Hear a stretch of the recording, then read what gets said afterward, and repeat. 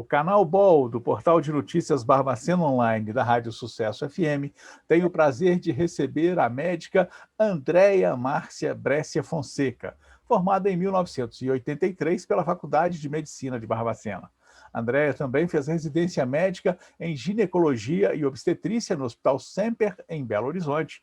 É diretora clínica da Clínica Consultar, na capital, e faz parte do corpo clínico do Hospital Mater Dei, da Maternidade Otaviano Neves e também do Hospital Vila da Serra. Doutora Andréia, seja bem-vinda ao canal BOL.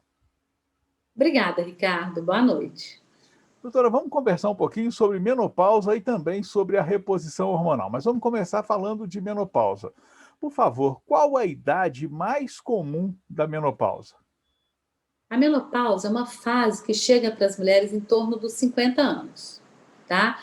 É o mais comum em torno de 50, 53 anos. Existem alguns casos mais raros de menopausa precoce, antes desse tempo, e menopausa mais tardia, que vem depois dos 60.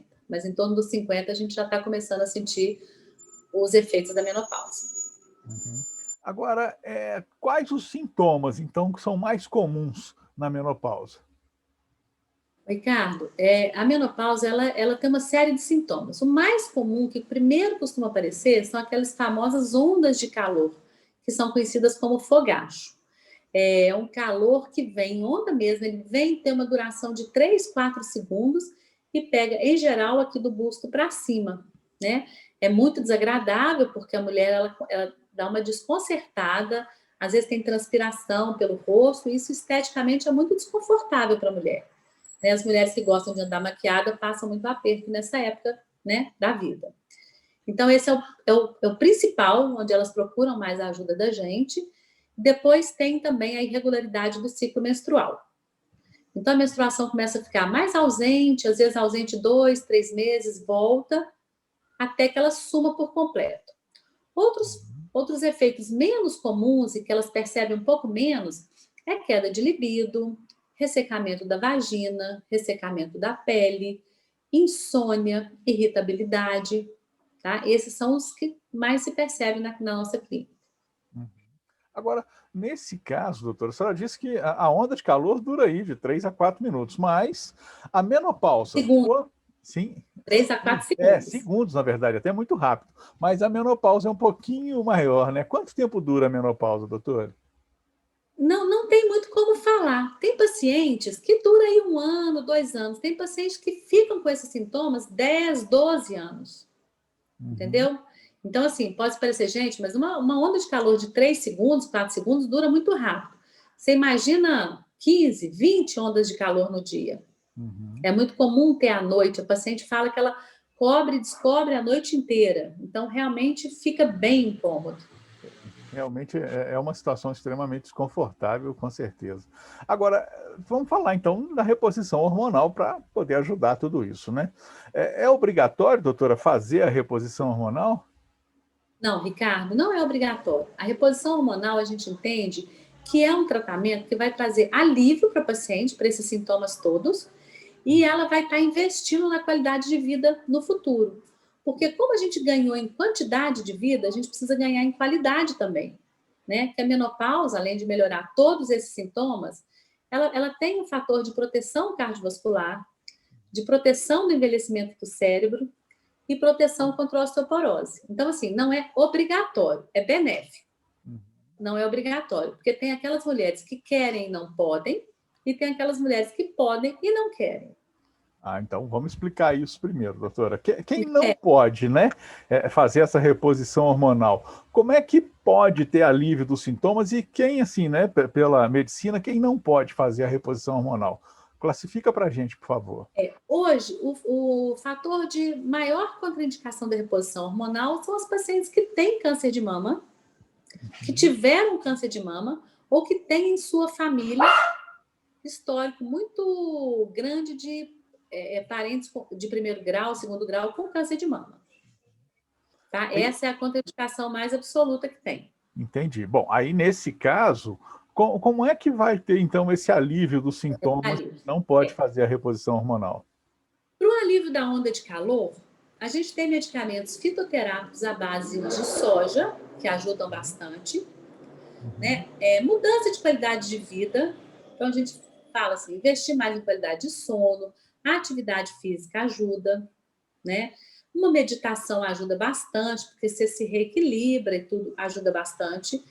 E tem algumas linhas falando em acupuntura, para trazer algum alívio das ondas de calor. Pronto. Agora, para alívio de ressecamento vaginal, hoje a gente tem vários no mercado hidratantes vaginais, né? Que melhoram um pouco esse ressecamento vaginal, porque hoje uma mulher de 50 e poucos anos ainda tem uma vida sexual muito ativa.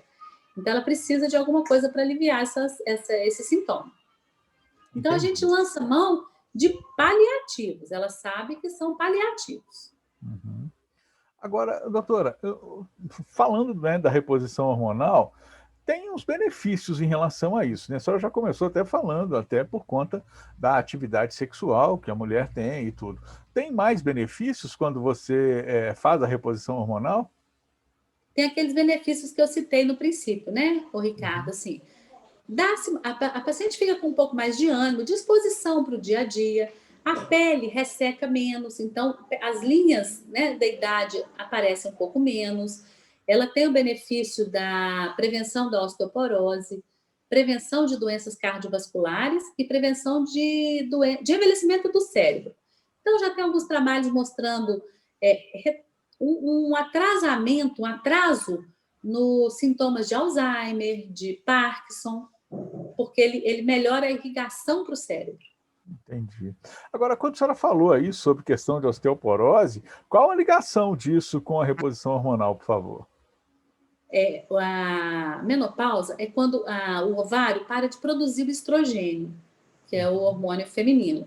E esse estrogênio é importante para ajudar a manter o cálcio no osso.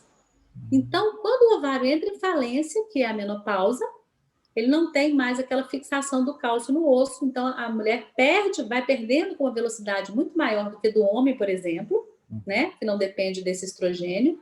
Então a osteoporose é mais comum na mulher que não faz reposição hormonal. Aí, nesse caso, tem tratamento? Faz alguma outra coisa? Tem outro medicamento? Depois que institui a osteopenia, que é uma baixa, ou osteoporose, que já é a doença, tem-se reposição de cálcio e medicamentos que ajudam a prender esse cálcio no osso.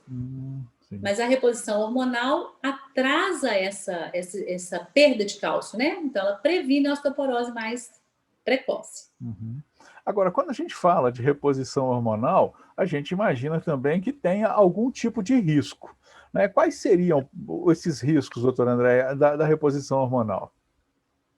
Olha, os riscos, eles são muito dosados, assim, a gente tem uma coisa que é um período que é benéfico a gente começar a reposição hormonal. É logo que a paciente começa com as ondas de calor, sabe? A gente chama de janela de oportunidade, onde os riscos são menores.